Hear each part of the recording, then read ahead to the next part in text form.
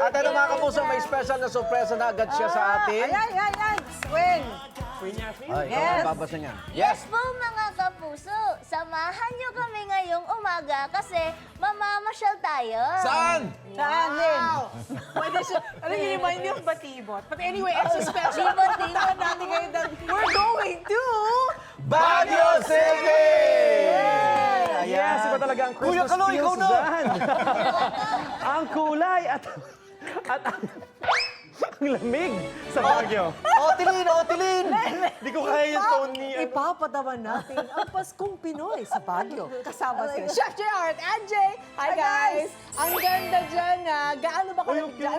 Anong temperature dyan? Parang temp. Hey! Temp please! Malamig mo dyan mga kuya at A ate. blessed morning! A blessed morning sa inyo dyan, sa studio, at sa mga kapuso natin sa buong mundo. Temperature ngayon, tatansyahin ko na lang more siguro feeling ko mga nasa 19 to 21 yung pakiramdam. Pero kay Anjay, Sa akin, malamig na to. mukhang nasa winter wonderland siya. Sobra na to. Mga kapuso, tuloy-tuloy po yung ating adventure dito nga sa isang pasyalan sa Baguio City kung saan kanina pinakita natin yung kanilang garden wing na kung saan talaga naman a magical Cirque Christmas yung tema at punong-puno po ng attraction. Siyempre may mga booths tayo doon. May literal na naka-suspend na sleigh sa taas. Nakakatuwa. Tapos siyempre may mga performers tayong nakasama kanina. May train tayong ride kanina. natin. Diba? Ibang-iba talaga. Sarap nung vibe dito, brother. Tama, tsaka grabe rin yung mga engrande, mga Christmas lights nga rin nila dito. Yes. Pero ngayon, nandito tayo sa Forest Wing. Ito naman, Forest makakasama Wing. natin yung mga pine trees, di ba, Chef? Yes! Tapos ito, meron pa rin sila ditong mga Christmas lights, may mga Christmas decorations nga rin sila dito. At syempre, meron nga rin sila mga Christmas booths. Kaya damang-dama mo pa rin yung Pasko kahit nasaan ka pa dito sa lugar na to. Yun yung maganda dito no? Talagang pag dinayo mo, especially for us na nasa baba na, o ikaw taga Manila talaga, talagang there's a reason to come back to Baguio. Tama. Diba? At syempre, mga kapuso, hindi lang dyan yung adventure natin kasi may food adventure. Tama. May specific Cordilleran dish po akong ipatitikim kay Brother Anjay na never pa niya natitikman. At First syempre, time. diba? First time. Pero hindi to solo food adventure dahil makakasama natin this morning ang ating kaibigan, nag-iisa, restaurateur din at content creator, Sir Mark ng Etag TV. Naimbag nga morning, kapuso, naimbag nga agsapa tayo amin Baguio City. Shoutout sa lahat ng mga kasakmol natin dyan. Alright! Alright, grabe Brother yung Mark. intro, no? Siyempre. Pero ang maganda dyan yung intro natin. Sir Mark, Yes, Chef. inyangay ti iparaman tayo kini Anjay. Ano po ipapatikim natin? Siyempre, papatikim natin kay Angie yung hindi pa niya natitikman dito sa Cordillera. Yun. Ito nga yung Ano yan? bidang-bidang pagkain natin dito, kiniing kasakmol. Or depende kung nasaan ka sa Cordillera, sa Sagana, sa Barlig, ang tawag nila dito etag. Etag, Pero yan. pag nandito ka sa Baguio, sa Benguet, kiniing ang tawag nila. Alright. Alright, so paano ba gawin yan? Paano ba gawin yung itag? So napakasimple nung mukhang komplikado process tingnan, di ba? natin. Kaya nga eh. Ayan. Basic lang, idol. Ayan. So yan, salting lang yung unang process natin dyan. Okay. So yan yung pinaka-essential, no, Sir Eto. Mark? Pag sinabi nating etag or kiniing, it's the salt. Yan yung Exactly. parang pinaka-unang Pampalasa natin. layer ng flavor niyan eh. Yes sir, yes sir. So And- yan. May question na ako, Sir Mark. Traditional pa rin ba ang ginagamit mo na technique sa paggagawa ng kining? Hindi na, modernized na siya. Modernized. Yan. Paano in what way, sir? Kasi So, baka sabihin nila, binabago natin yung So, tradisyon namin mga igorot eh. So, yung traditional kasi, yung smoking nila, longer yung time ng smoking nila. Kasi ang pinaka-purpose nila noon is to preserve the meat. Yes. So sa atin naman ngayon, flavoring na lang siya. Yun, tama. So yan, lalagyan Ito yung natin sa- parang modern na Opo. aspeto, yung Yan. smoker ni Sir Mark. Ayan, oh. Smoke na natin yan. Ayan, oh. Siyempre. Yun na sila. Ang dami na rin Dito na yung palang iba. nasa loob, no? Ayan.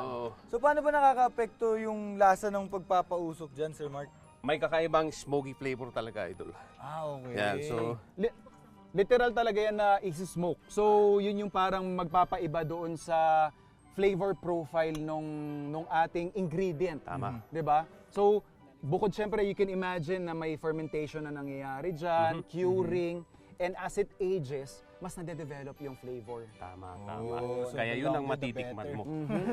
Oo. So, Alright, so meron bang certain na lakas ng apoy yung kailangan pag meron. May specific timing. May timing yan. Kailangan may timing yan talaga para makuha mo yung desired flavor na gusto mo.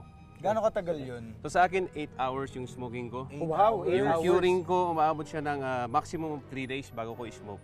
Okay. Yan. So, just to give an overview, salting muna for 3 days, smoking for 8 hours. Maximum of 24 hours yung smoking natin. Wow! Yan. Talaga namang manonood. Makikita nyo po mga kapuso ito po yung ating smoke ring na tinatawag sa meat. Yan. Ibig sabihin, nanuot po talaga yung usok dyan. At syempre, Tama. dahil first time ng ating kaibigan, Ito na. First I'll let bite. you do the honors, brother. Kunin ko na to. Oo. Kunin na natin tong piece na to. Ayan. Ito kunin ko Ano na to. ba Sakmo mo na lahat. Sakmulin mo yan, Tikman Jay. natin yan. 1, 2, 3. Yan si Anjay.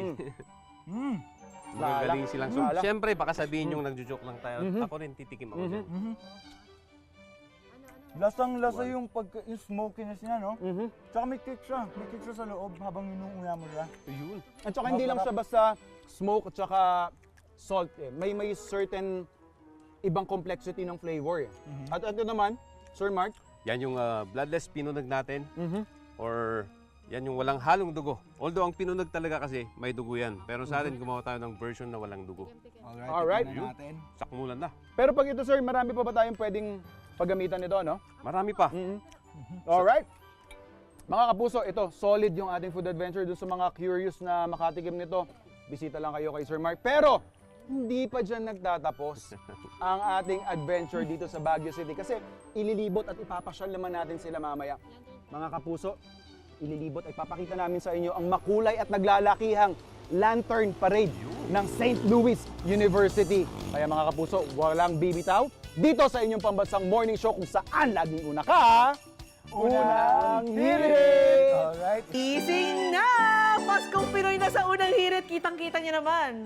Paskong Pasko dito sa studio namin. May hapon Super. dito, tapos Yeah. yung likod namin. Yeah, yeah. Perfect. At ngayong second day ng week-long anniversary special ng inyong pambansang morning show, magpapasko tayo sa Baguio City! At yan ang ipapafeel sa atin this morning na Chef JR at Anjay. Hi guys! Ano bang pwedeng gawin pag akyat dyan sa Baguio ngayong holiday? At saka ang ganda ng location nyo, nakakainggan. Actually, ang ganda.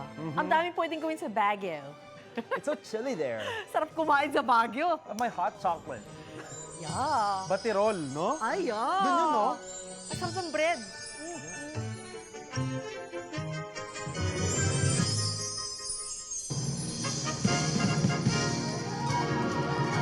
A blessed morning mga kapuso! Ayan, syempre nagbabalik pa rin kami dito sa Baguio City kung saan, Brother Anjay, damang-dama namin ang lamig at simoy ng hangin. Paskong Pasko, brother. In fact, tama yung hula ko kanina, 19 degrees Celsius po ang temperature dito kanina. Saktong-sakto. Ito, ramdam na ramdam mo pa nga rin yung Christmas spirit. Dahil nga rin sa mga decorations na pumapaligid dito sa pinuntahan natin. Di ba, Chef? Saktong-eksakto yan. Kasi bukod sa mga nakikita natin, mga dekorasyon dito, ay talagang yung tema nila, saktong-sakto for a Christmas village. At syempre, pag mga ganyan, may mga pailaw yan. Yun. At syempre, kasabayan ng mga Christmas songs. Nag-uumpisa po sila dito from 6:55 to 9:55 p.m. At hindi lang yan, meron nga rin sila dito mga flickering lights. Ayan, di ba nakita naman natin kanina, Yes. na-experience natin yung mga flickering lights. At grabe, sobrang ganda rin naman talaga. Iba talaga yung charm niya, di ba? Tama, Paskong Pasko. Grabe Yes, yung sir. feels. At ito, tingnan nyo naman, meron tayong mga dancers din dito. Ayan, ang team nga nila ay Magical Cirque Christmas.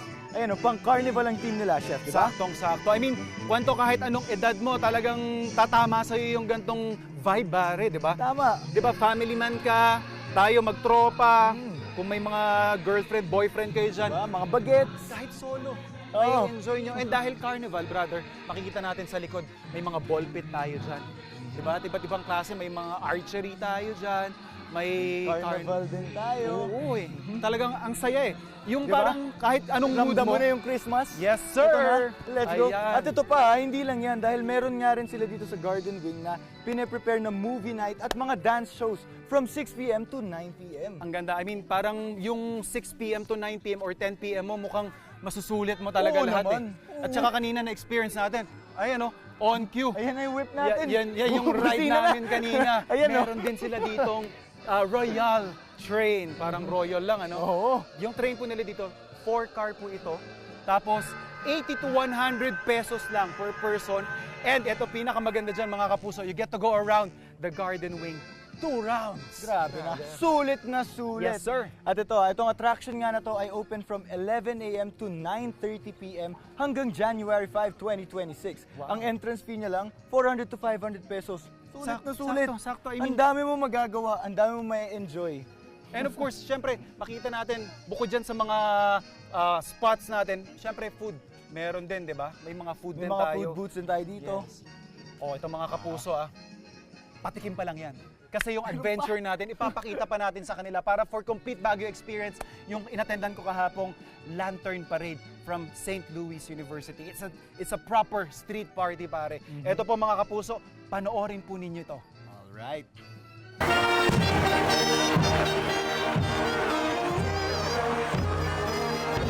Ito na nga mga kapuso, officially nag-umpisa na ang 17th Lantern Parade ng SLU at makikita po natin, tuloy-tuloy na po, yung energy ng mga participants natin, kitang-kita natin, very evident at syempre yung anticipation din mula dun sa crowd. Libo estudyante at employees mula sa 7 schools sa St. Louis University ang nakilahok sa taunang Lantern Parade sa Baguio City.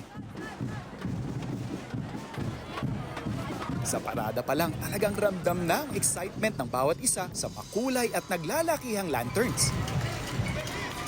Kaya naman hindi natin pinalampas ang pagkakataong makisaya rito.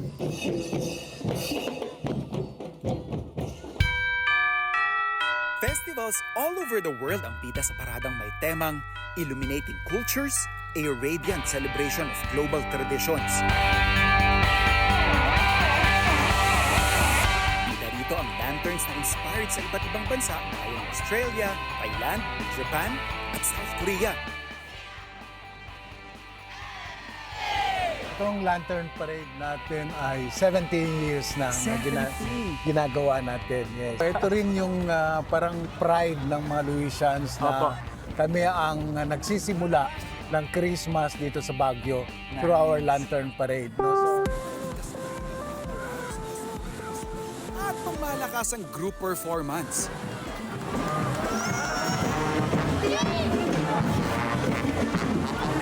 Energy is super high. Tapos, bukod sa energy nila, Saka yung nila, Lanterners ka kayo. Kasabay ng Lantern Parade, pinailawan na rin ang symbolic Christmas tree ng Baguio City. Ugyat na talagang simula na ng Christmas season sa City of Pines. nakakakonsensya para sa akin at taga-Cordillera na kung kailan pang 17th year na nila, saka ko lang na-experience ang kanilang legendary Lantern Parade. Pero what I'm really excited about is to see yung energy ng ating mga kabataan na willing silang ipagpatuloy yung tradisyon para ipakita sa buong mundo ang pagkakamakulay, pagkabusilak, at yung sense of community na mga katangian ng mga taga-Cordillera at ng buong Pilipinas.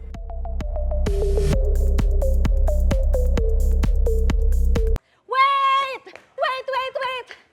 Wait lang! Huwag mo muna i-close. Mag-subscribe ka na muna sa GMA Public Affairs YouTube channel para lagi kang una sa mga latest kwento at balita. I-follow mo na rin ang official social media pages ng Unang Hirit. Thank you. O sige na,